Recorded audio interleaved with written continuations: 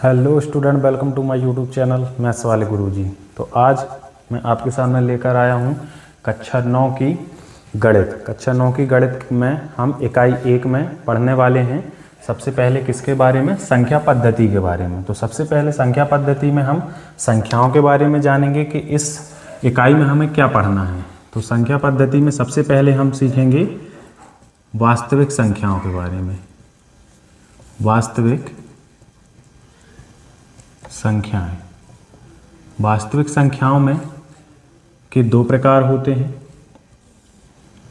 जो एक को हम बोलते हैं परिमेय संख्या, परिमेय संख्या, और दूसरा जो इसका प्रकार है इसको हम क्या बोलते हैं? अपरिमेय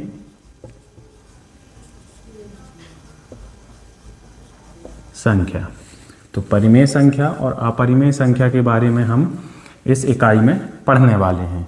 तो परिमेय संख्याओं के जो और प्रकार होते हैं इनके बारे में भी थोड़ा सा देख लेते हैं।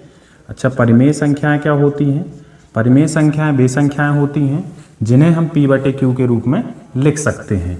जैसे पहले इसके प्रकार के बारे में देख लेते हैं, फिर इनको अपन डिटेल में पढ़ेंगे। परिमेय संख्याओं के जो प्रकार होते हैं, सबसे पहले इसमें आता है कौन सी संख्या? प्राकृत संख्या।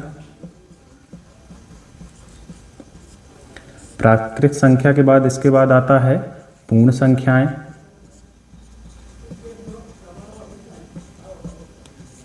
प्राकृत संख्याएं, पूर्ण संख्याएं और पूर्णांक संख्याएं। पूर्णांक संख्याएं और जितनी भी सम संख्याएं होती हैं, विषम संख्याएं होती हैं, भाज्य संख्याएं होती हैं, अभाज्य संख्याएं होती हैं, भिन्न संख्याएं होती हैं, ये सब किस में आती हैं? परिमेय संख्याओं में आती हैं। अपरिमेय संख्या का कोई भी प्रकार नहीं होता है। अपरिमेय संख्याओं को हम कैसे समझते हैं, इसको हम कैसे लिखते हैं, अब इसके बारे में डिस्कस कर लेते हैं। तो परिमेय संख्याओं का जो रूप होता है वो P/Q का रूप होता है, जिसमें Q जो है वो किसके बराबर नहीं होना चाहिए? 0 के बराबर नहीं होना चाहिए। अब इसको समझेंगे। सबसे पहले मान लीजिए कि हमने कोई संख्या ली 3/5। अब 3/5 ये सरलतम रूप में लिखी हुई है, तो 3/5 को हम परिमेय संख्या बोलेंगे या नहीं बोलेंगे, इसको देख लेते हैं। तो यहाँ पर देखो कि P/Q के रूप में तो ये संख्या लिखी है। क्या यहाँ पर Q जो है वो 0 के बराबर नहीं है? तो हाँ, जो Q का मान है वो 0 के बराबर नहीं है।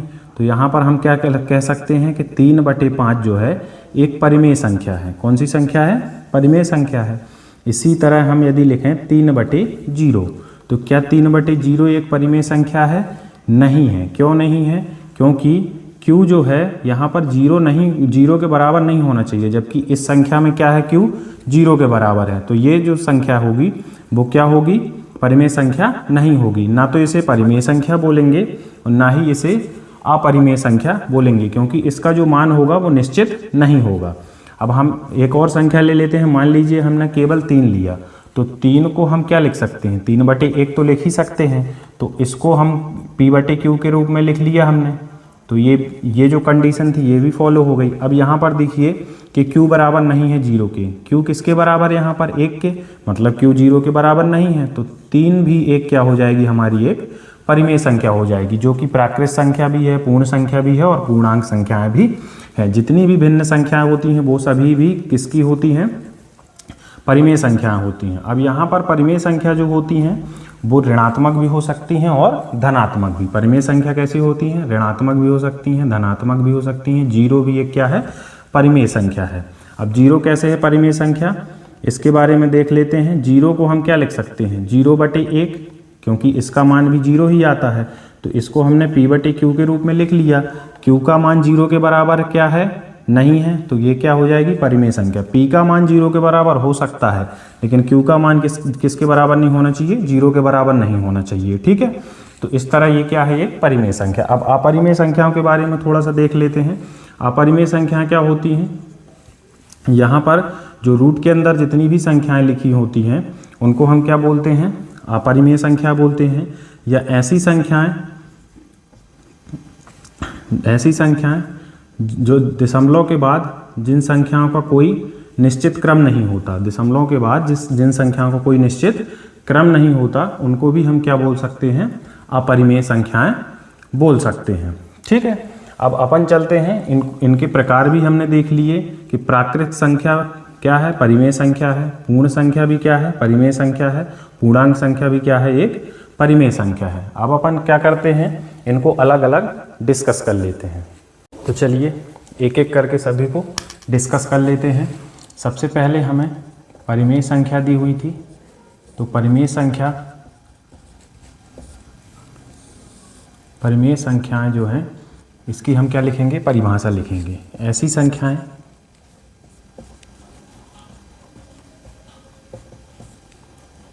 जिन्हें हम P/Q के रूप में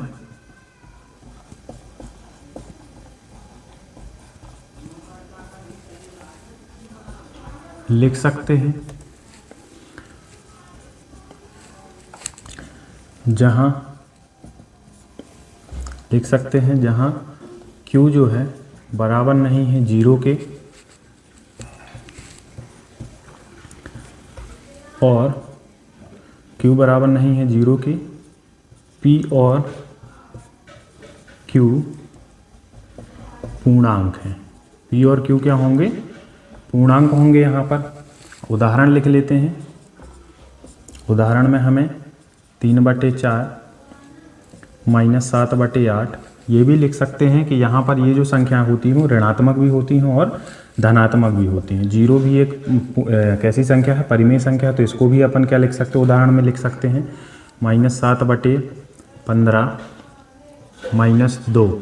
इसी तरह और भी संख्याएं जो हैं, इसी तरह और भी संख्याएं जो होंगी वो क्या होंगी, परिमेय संख्या होंगी। अब परिमेय संख्याओं के प्रकार में सबसे पहला प्रकार था हमारा प्राकृत संख्याएं। तो प्राकृत संख्याएं क्या होती हैं, प्राकृत संख्याओं के बारे में देख लेते हैं। जितनी भी गणना करने वाली संख्याएं होती हैं वो सब प्राकृत संख्याएं होती हैं। इनके अपन डायरेक्ट क्या लिख लेते हैं, उदाहरण लिख लेते हैं। उदाहरण में 1 से लेकर के ये संख्याएं कहाँ तक जाती हैं, अनंत तक। तो 1 2 3 4 कहाँ तक जाती हैं ये संख्याएं, अनंत तक जाती हैं। इसके बाद प्राकृत के बाद आती हैं पूर्ण संख्याएं। इनको क्रम से याद करें तो ज़्यादा सही रहेगा। पूर्ण संख्याएं जो होती हैं, पूर्ण संख्याओं के उदाहरण लिख लेते हैं। इसमें केवल क्या रहता है, 0 आगे लग जाता है।